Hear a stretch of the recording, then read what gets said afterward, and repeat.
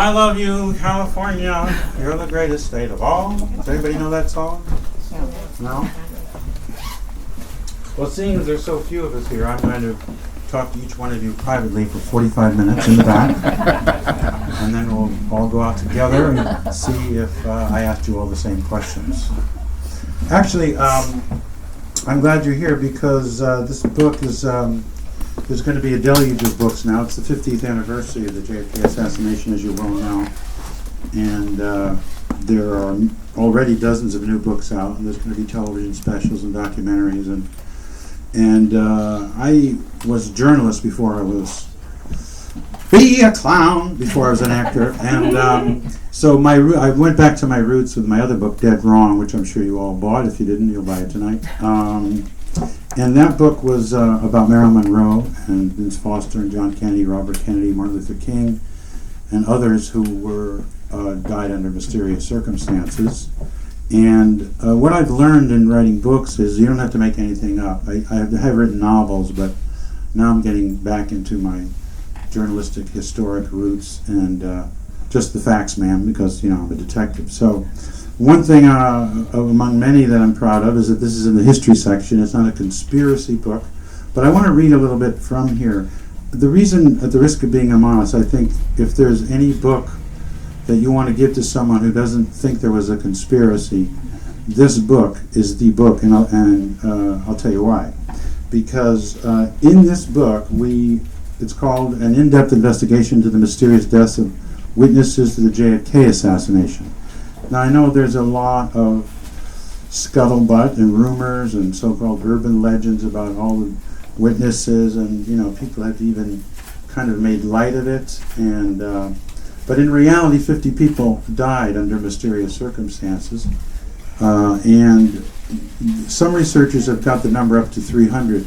But my partner David Wayne and I decided to really just be totally responsible and not speculative. And just the way the book is laid out, I wrote it in a way, I designed it in a way I would want a book to be about this kind of information, with little boxes and great footnotes. And it's the kind of book you could open to any page and go, pardon the expression, holy shit, I didn't know that. See, that's my philosophy of writing. But the way we do it is we take a case and we break it down to the cause of death, the official verdict, the inconsistencies, and then we just go right down the line and you can draw your own conclusions. And the thing is that in 1963, the plotters, if you will, and into the 70s when people were murdered just before they were supposed to testify before the House Select Committee on Assassinations, like Sam Giancana, for instance, was a mobster who was hired by our government to figure out a way to kill Castro. That's in any, you know, that's mainstream history.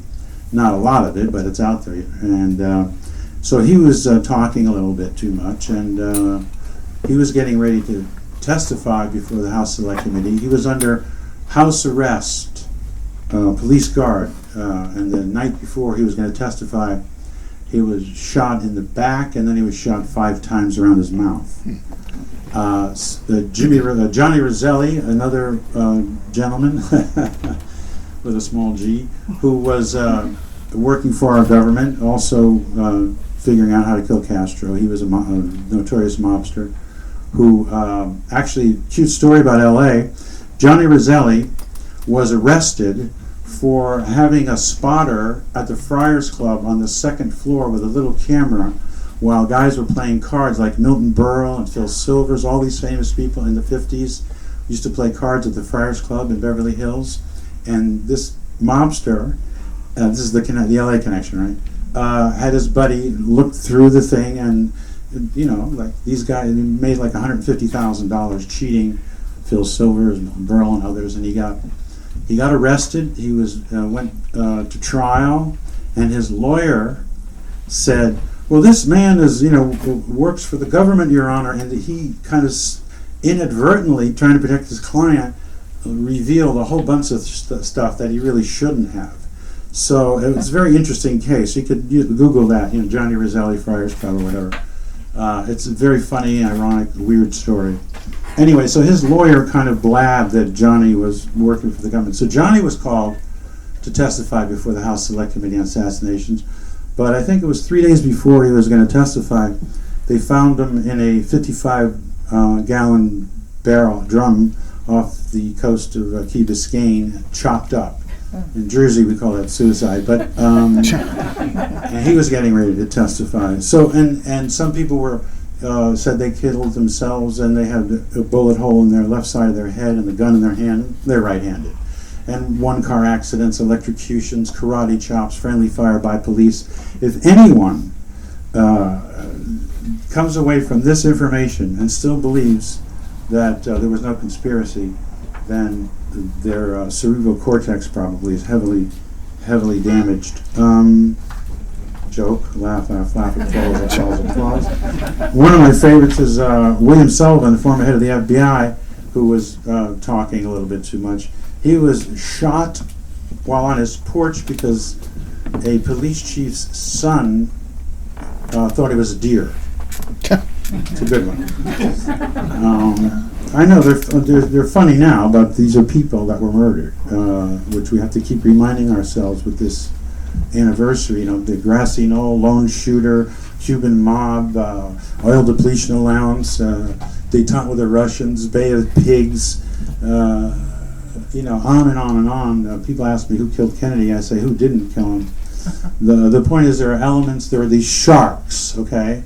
There's no big grand conspiracy in the world, but there's a lot of dark forces that just go along like sharks, and occasionally they have a common interest, and they come together, and they'll start a war or assassinate someone. So John Kennedy was very wealthy, wasn't owned by anyone, and in some way was very naive because he thought he could have peace. He realized that he was lied into Vietnam. Vietnam was a CIA covert operation. Kennedy realized that the CIA had gone beyond their charter when they lied to him about the Bay of Pigs. You got a minute? Anyway, let me just take you through this because it's pretty important. Because our president's head was exploded in broad daylight 50 years ago, and it's the most ghostly aspect of our history. If you go to any history book and open up to JFK, you know, shot by Lee Harvey Oswald, then there's the next paragraph. So I feel as a historian, as an artist, as whatever you want to call me, outraged at the contempt that the powers that be, some powers that be, have for us, the people. We are entitled to know this information. There's no more national security risk in finding out. All the plotters are dead. Some of the shooters are in prison. We now know, after 50 years, all the names of the people that were involved virtually, so it's no longer a mystery. There are a lot of papers that have been released over time. Plus, in 1963-64, when they were faking the autopsy photos and fidgeting with the Zapruder film and tampering with witnesses and evidence and stuff, they did not contend or figure out that maybe in 30 or 40 years we're going to have these computers and spectroanalysis and better forensics. So that's why it's taken almost 50 years. And I am confident today, which I haven't been in a long time, that after years of research and my partner's research and other very responsible researchers, that we now know what happened and even why it happened. And it's not, you know, it's not being an American or being a member of this planet.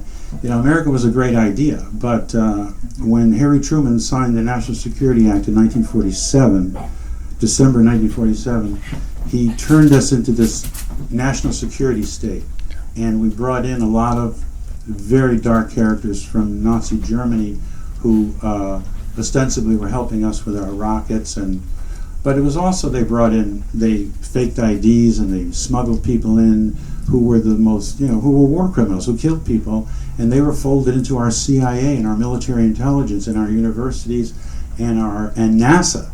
So it's hard for a lot of people. I mean, that's why there's maybe only 10 people here tonight. This is hard shit for people to swallow because who wants to hear that elements within our government explode the president's head and change forever what could have been. We could have been out of Vietnam John Kennedy had Dr. King in the White House. The first reports after his murder, I'm going to jump around, is that okay? First reports after his murder by some were that white racists in Dallas killed the president because he was hated by the White Citizens Council and all those. And there was a lot of, for some reason, Dallas was a hotbed of rabid racism and anti-communism. I'm an anti-communist. I'm not, as Gore Vidal said, I'm not a communist, but the anti-communists are like berserk, at least on the extreme right. Communism doesn't work by definition. It never did. Russia was an empire in decline that we faked. It was a threat, and we spent trillions of dollars on borrowed money, and that's another scam. Eisenhower warned us, John, about the military-industrial complex. I know that's a cliche, but that's an important speech, because if you read the whole speech, he also talks about the military-industrial complex's influence over our lives, but he even says the word spiritual, which is very important. Here's a general who usually doesn't speak in these terms. Eisenhower was too moderate for the powers that be. Okay, he was a five-star. He would never be elected today. The Tea Party would laugh him out of the room. Eisenhower wanted to have peace the way, Kennedy. Eisenhower saw war, so he knew, and he was going to have a summit with Khrushchev and Macmillan in England. He wanted to go out of his presidency as a peacemaker, and he told the Pentagon that he wants all U-2 flights to stand down because Russia didn't know we had this thing going on, spying on them, and Eisenhower did not want to jeopardize this conference, which was going to take place in early May of his last year of his presidency, 1960. And I'm telling this story for a very important reason, because it explains something that most people aren't aware of. And that is, so let me just lay it out for you. So Eisenhower wants to have world peace. What does world peace mean? It means that the racket of war would end, and not billions, but trillions of dollars would not be made in that way. So keep that in mind, that it's trillions of dollars, and so there's a lot of people involved in this at a very high level, bankers, oilmen, steel, all the people that hated Kennedy. So Eisenhower orders no U-2 flights. So what happens on May 1st? What is May 1st? May 1st is the biggest holiday in Russia, right? It's May Day, Russian Revolution. What happens? A fucking spy plane from the United States, they say was shot down. Somehow it lands, First of all, that plane would explode if it was hit with a BB gun. That was sabotage, that plane. So the plane lands and the conference is off. Khrushchev is livid because he wanted to be, Khrushchev, even though he was not our best friend, was not stupid, and he too wanted peace also. Maybe not for as noble reasons as Eisenhower, but he did want peace. So, but here he sees the spy plane, and when they captured, Eisenhower's first press release was that it was a weather thing or something. And this is shocking because I remember as a child, up until that point, Eisenhower was the grandfather of the country. He was a beloved man, and he was the World War II hero. He was a two-term president, and we just felt. I remember, that everyone felt like, he's the president. It's cool, He doesn't lie and he doesn't do anything bad and all that stuff because we were naive then. But then he had to admit 3 days later that he lied about the plane because Khrushchev, they found on the plane a camera that was very sophisticated that could take pictures from 60, 70,000 feet. Now, so the peace thing was called off. Okay, so what happened subsequently, this is the scary part. They had a hearing. Al Gore's father, Senator Gore, was on the Senate Intelligence Committee. And Allen Dulles, who was the head of the CIA, who should have been hung for treason for helping the Nazis throughout World War II, but that's another book. He was testifying, and I have to drink some water because where did I put that water? It's a government conspiracy. The other day I was on Alex Jones on the radio and 5 black helicopters went by my apartment, I swear to God. Anyway. I wish I was kidding. Just ask my dog, he was there. All right, so the Senate has the hearing, and they're trying to find out. Eisenhower goes, what the fuck, what happened? I mean, this is the most serious thing, because it was, world peace. Dulles is testifying. Senator Gore, Al's dad, says, Mr. Dulles, the President of the United States, I'm paraphrasing, but this is what happened. The President of the United States, the Commander-in-Chief of the Armed Forces, gave a stand-down order, and it was ostensibly agreed to by the powers that be, and yet the flight went ahead, and the peace negotiations were scuttled. How could a flight go when the President, he is the leader, he's the top? How could that happen? And what Dulles said was, we had a group. Right, that's the reaction I had. Yeah. We had 4 words, and fucking Senator Gore, pardon my French, doesn't follow up and say, well, what do you mean? What that means is presidents are part-time workers, and there's a permanent national security state that can overrule the president. And I didn't find that out until the 70s. There was a paper written by someone that I found. You can look it up on Google. It's called "A President Cannot Change the Course of the Ship of State." And it was an essay about how Kennedy was going to, when he was running for a second term, there was a THX fighter jet that was there's patronage in politics, and you want stuff for your district. Kennedy, a brilliant politician who grew in office amazingly, that's another, anyway, so he learned pretty quick. But he was going to, the THX was at that time the darling of the Southwest, and that's where the parts were made and stuff. But Kennedy was going to rearrange who was going to build this new plane and put it in Democratic districts. Okay, right. And we're talking about billions of dollars, and so he's redefining patronage, which anyway. So the thing is that when Truman did that, he signed that National Security Action Memorandum and created it. He stipulated at one point that he does not want any Nazi war criminals repatriated or brought into this country under any circumstances. And they said, sure, but they lied to him. There were people in our OSS, CIA at that time, who were actively trying to capture Nazis, but in the State Department, Allen Dulles, John Foster Dulles, they were hiding the Nazis.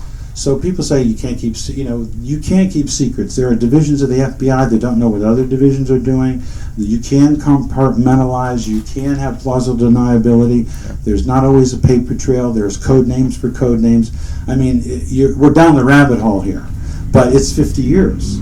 So millions and millions of bits of information have trickled down, and we're finally at the point where we can say without hesitation what happened. And one of my friends said to me, "So, and then what? And then what?" Well, it's not and then what. It's that the American people can accept anything now. Well, look what we've been through. We've been lied into 2 wars. We've had, Iran-Contra and Watergate and assassinations. It's like, as somebody once said, they lumped together JFK with aliens to marginalize. I wrote a book about, how they lump things together to make you seem like you're crazy conspiracy theorists. But if an alien landed, and I guarantee you, today in 2013, an alien would land, in 3 weeks they'd have a reality show, they'd be folded into our culture, we go, yeah, of course they're aliens. I mean, it wouldn't be what it would have been in 1962 or 3 when there was a Cold War and we didn't know the president was banging everything that moved, and we were assassinating other world leaders and doing all in business with the mob. We didn't know all that then, and we've grown up as a country, and we can handle it. Believe me.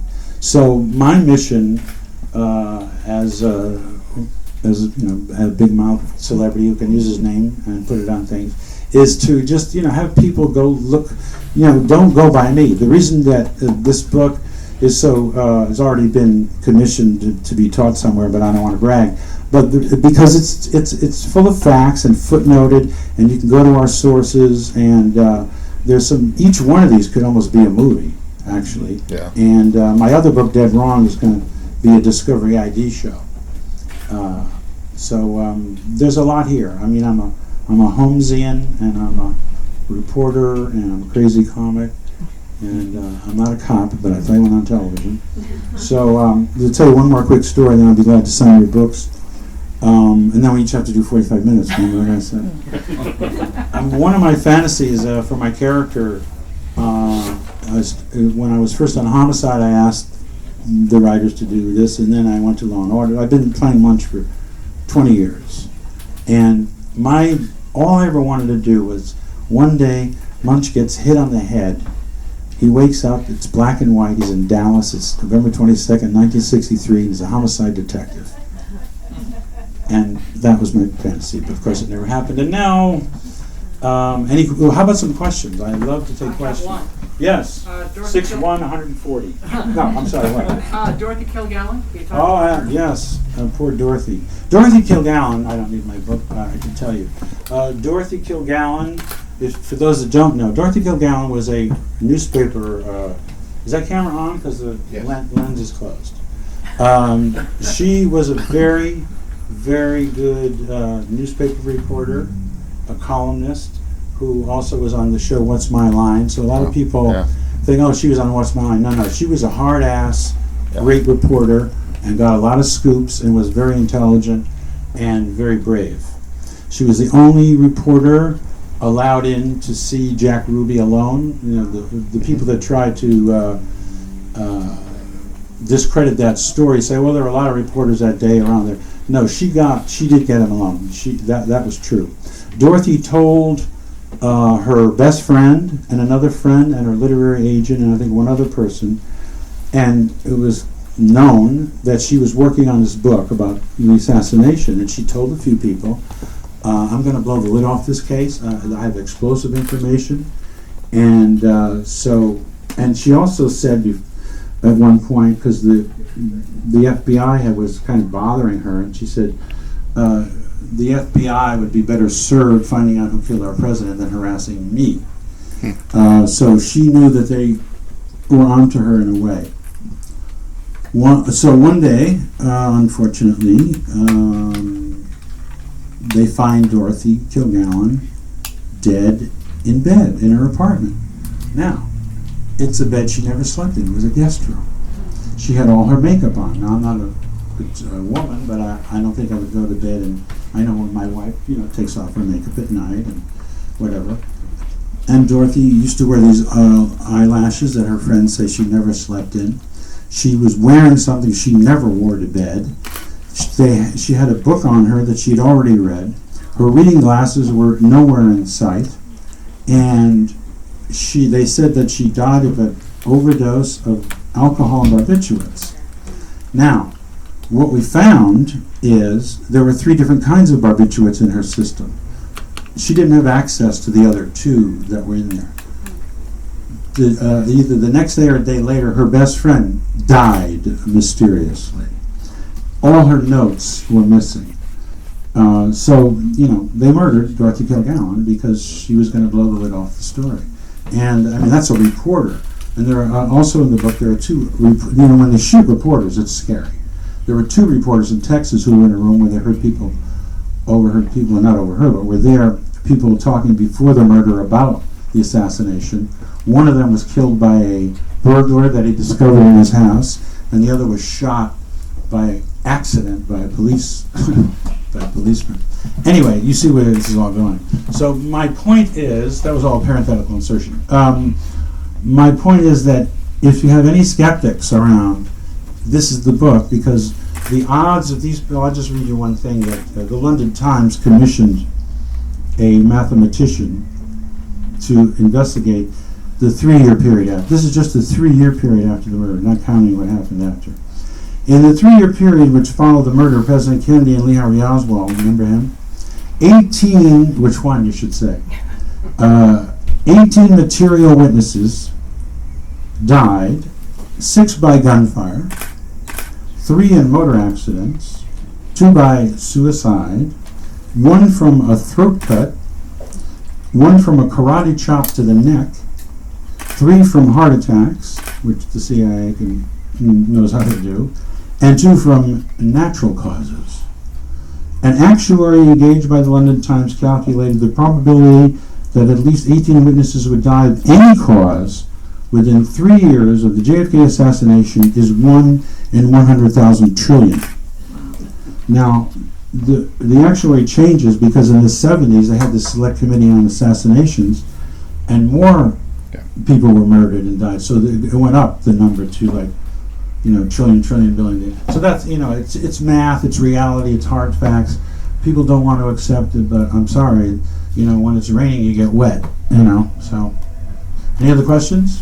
Sir? I was wondering if you could talk about 2 things. One, I was always puzzled by the fact that Jackie Kennedy's memoirs were never, they still aren't released, and for some reason... Yeah, they just released tons of they were released. Audiobooks. Have you ever heard her? She was talking to, I think, Schlesinger. But it was years afterwards. Yeah, of course. Okay. I mean, those people, that family certainly has the right to privacy, I would think. And the other question I had was, the woman in Washington who we supposedly had an affair with was murdered. Mary Meyer. Yeah. Mary Pinchot Meyer. Did you talk about her in your book? She's in the book. She was murdered, yes. She was JFK's friend. And there's a tie with Ben Bradley, too, right? They were neighbors. Her husband was Cord Meyer, a CIA operative, who they were separated, but Cord was in the CIA, which means he was working with James Jesus Angleton, who was probably a Russian mole. That guy was fucking clinically insane and a sociopath. That's a whole other thing. How they tortured a Russian defector who said, "No, Oswald didn't do anything. We knew he was a fake defector," and so they tortured the guy for 18 months, Angleton and the CIA, because they didn't want him to refute the story that Oswald may have been turned in Russia. You know what I mean? So it's like, that's what's great about the murder in terms of detective story. There are so many red herrings and false leads. You could. I've read whole books on that. I later realized were based on false scholarship. You know what I mean? Or somebody will write a book, some well-meaning person will write a book quoting another source that has been refuted, and they may have done research in other areas and be accurate, but the whole book gets refuted because they quoted. You know what I mean? You got to be very, very careful in this community, the JFK research community, because there's a lot of charlatans, and there's a lot of garbage, and there's a lot of exploitation, and there's even people that directly, we now know, write books for the government. I mean, that's common knowledge now. So you just have to be careful what you read. Yes, sir. Well, thank you very much. It's kind of like full circle for me, confirming things. I first heard at a lecture at the community college I went to up in Santa Cruz 43 years ago. By who? Mae Brussell? A guy by the name of... I've been to Mae Brussell's house. I've really? heard her speak. Yeah. She had a radio show. The Queen. Yes. Amen. Yes. Amen. More so who did you hear speaking 43 years ago? A guy who became a very close friend of mine, Paul Copley, and a guy named Dusty Rhodes. It was... I've still got a poster from it somewhere called Studies in American Espionage. Talking about the murder? Yes. Uh-huh. And one of the things... I just wonder if you know anything about this. They said that a major law school... It may have even been... I don't know if it's a law school at UCLA... did a study. They decided to... the law school said, let's have our students look at the Warren Commission, because it's the largest, most extrajudicial or whatever term commission ever appointed appointed by a president in our nation's history. Right. Let's take a look at it. And they found flaw after flaw after mistake, over 300 something, and counting. I just wondered if you knew anything about that. Yeah, I know that study. What's interesting about the Warren Commission, this again shows the contempt that the ruling elite have for the people. When they came out with 26 volumes, as you know, of exhibits and testimony. And then there was another volume that was a summary. And when it was finally complete, someone said, what if, somebody actually reads this, essentially.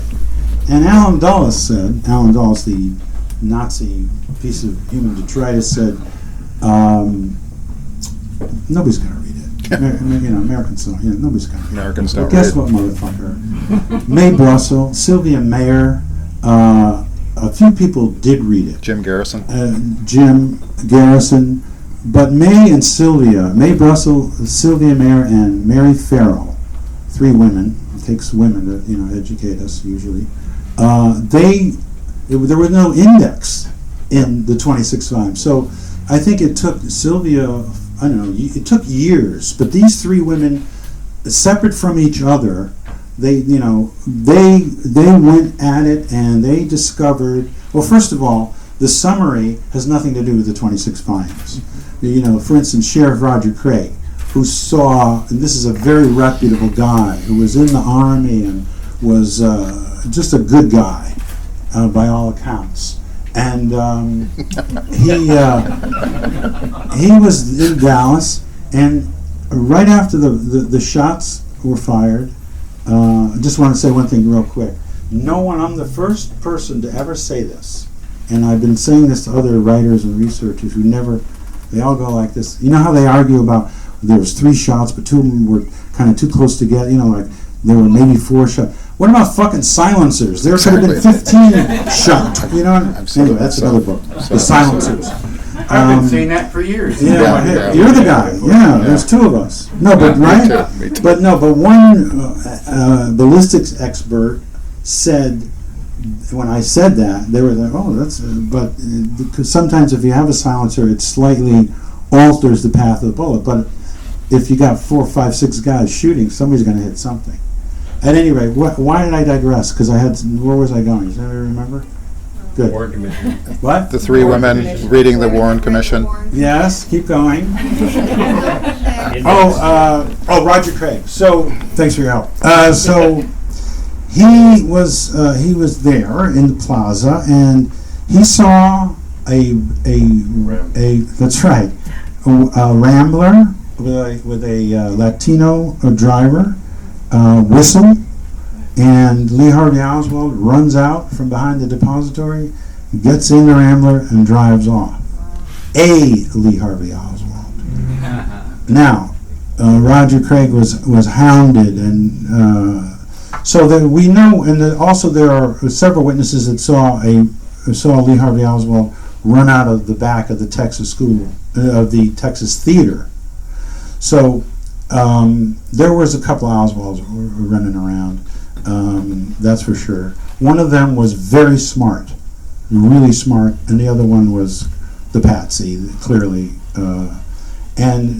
We now know, which we found out not in '63, but subsequently, that our government was sending over fake defectors, about 18 or 19 kids in the Army or Marines that were recruited for whatever reasons, and sent over to pretend they were defecting.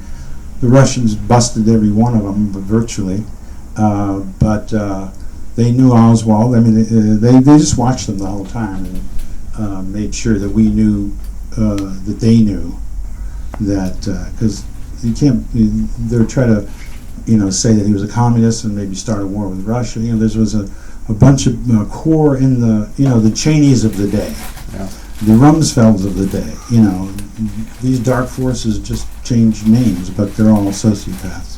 Any more questions before the net is thrown over me? Yes. Yeah, could you talk about Zapruder and his film and that? Yeah, It seems to me, of well- course, it was 50 years ago to have someone actually film this. It's really incredible. Yeah, well, there was a lot of people filming it. Orville Nix. Right, and I want to know about that as Mary well, but other Muchmore films. and- And well, why would they, and the other part of this question would Yes. be, why would, and since his film was confiscated, and I guess they destroyed and never gave back, I don't know what the story, and they did many years later, but why would they allow this film to be continuously shown everywhere? I mean, even Well, though it wasn't shown until contradicted, 1976. right, but it If it was seen the contradicted day official after the story. assassination, Okay. the American public would have been appalled. There would have been a much different outcome. There wouldn't, the Warren Commission wouldn't have happened. it would have been much different. There are books written about the Zapruder film. I just want to get your take on Well, I fell down that well for a while, but what I've learned is we can't get caught up. It doesn't matter if the Zapruder film was doctored or not. It was, but it doesn't matter because there's thousands of other things that are much more hard, concretized in reality than trying to figure out. Okay, they repeated this frame, they animated this. They, you know what I mean? They did this, they did that. Which, it wasn't George Lucas. It was pretty primitive because now when experts look at that film, they say, shit, there's a splice. There's, But we can't get caught up in that because we'll go crazy. And that's what happens to some researchers. And I mean this not lightly, that you can, it almost happened to me, although some people would argue with that. You can get caught up, and that's what they want. They want you to go. There were, just to illustrate the point, there were several different mercenaries, hitmen, and killers who were told to be in Dealey Plaza that day. A lot of them didn't even know why they were there. Why were they there? Red herrings, false leads. Oh, I saw a Corsican mafia guy in the Dealey Plaza. Let's go do a 5-hour special on that shit. So it gets really dense, and that's why the average person, that's why I want to make things that are just, okay, here's the truth, well, in a readable form, do what you want, I'm working with one researcher who has 32,000 pages with a 2,000-page index, 10,000 names in it. He's analyzed this case for the last 50 years, literally. His name is Walt Brown. He's written 3 books. And believe it or not, when my next book comes out, which is on the anniversary, there's going to be news in it, and it's hard to say where you're going to get news from a 50-year-old. But there are things that we now know that we put together that are pretty revelatory and compelling, and as we say, beyond a shadow of a doubt. Yes, sir. Have you seen the documentary? Actually, this guy made 2 documentaries. One is called JFK 2, Roman numeral 2, and he also made a documentary about the assassination of JFK Jr. Yes. Have you seen either one of those? I don't know. Who's the John filmmaker? Hankey. Thank you. What? John Hankey is the maker. Oh, yes. What I do thought you you were saying thank you to him. So what do you make of the George Bush connection To what? to the JFK assassination? Oh, well, George Bush was, not only was he tangentially involved, because he was a liaison to the Cuban exile community, and we have a memo from J. Edgar Hoover sent out to get George Bush's reaction from the exile community to the assassination.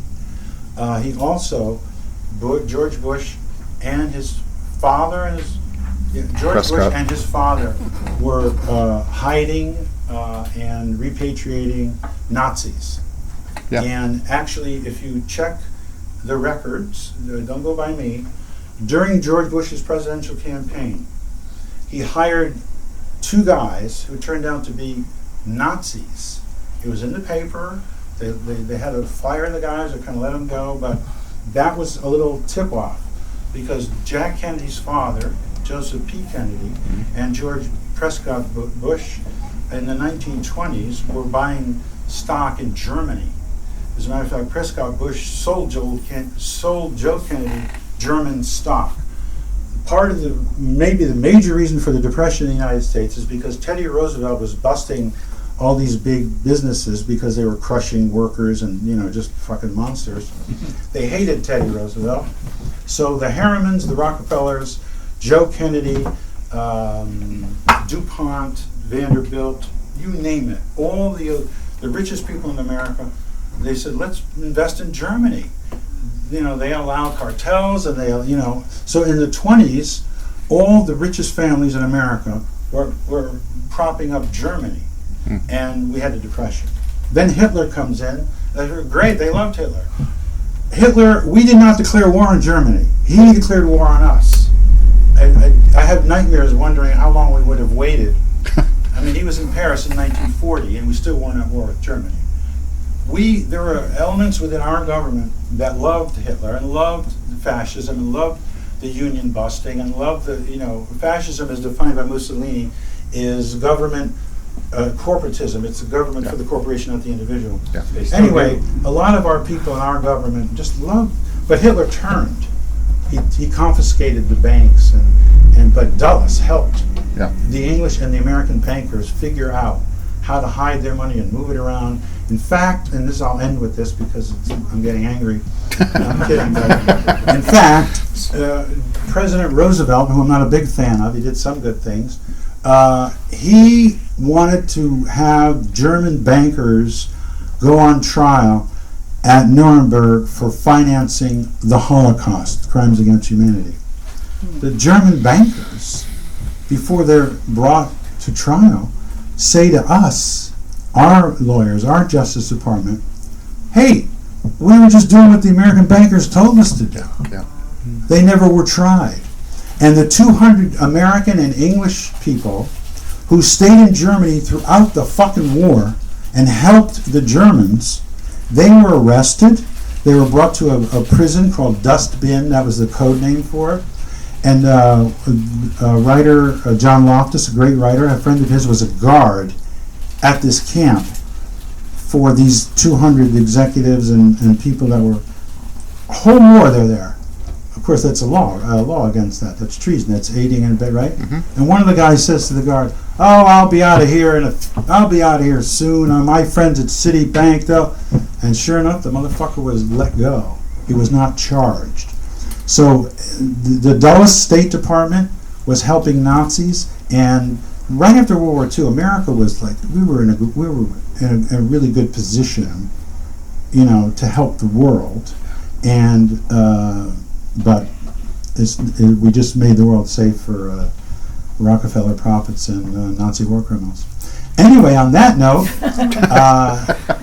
one more question, then I'm going to be assassinated. Yes. Nothing on Adlai Stevenson, or is he? And what about? What do you mean nothing on him? He should have been president. He's a great man. He was one of them that was knocked off with Dorothy Kilgallen. Adlai Stevenson was murdered? Yes. Wow. And What is they it? told Walter Cronkite, sell this one bullet theory to the American public. Oh, that's or the way it you'll end is. up like Dorothy Kilgallen and Adlai Stevenson. Yeah, I don't think they threatened Walter's life. I think a lot of people, and then we'll end with this, I promise. A lot of people covered up the crime who weren't involved in it for patriotic reasons, because they didn't want the world to think we were a banana republic. It was 63, height of the Cold War. There's no longer any reason to do that. That's why I'm so appalled at people like Tom Wicker and Dan Rather and George Will, who think they own the fucking story. They haven't investigated it in 50 years, and they still say Oswald did it. That's bullshit. Yeah. Anyway, I'll sign your books. Where do I sign them? Yes, ma'am.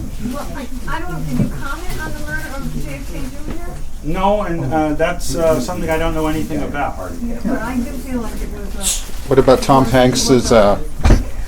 Isn't he doing some type of mini-series to No, I corroborate? talked him out of that. He's doing a movie instead called Parkland. Right. He's not doing a 10-hour series Oh, okay. because he would embarrass himself. And Yes. you looked at documentary on the personal murder. Thank you so much. Thank you very much.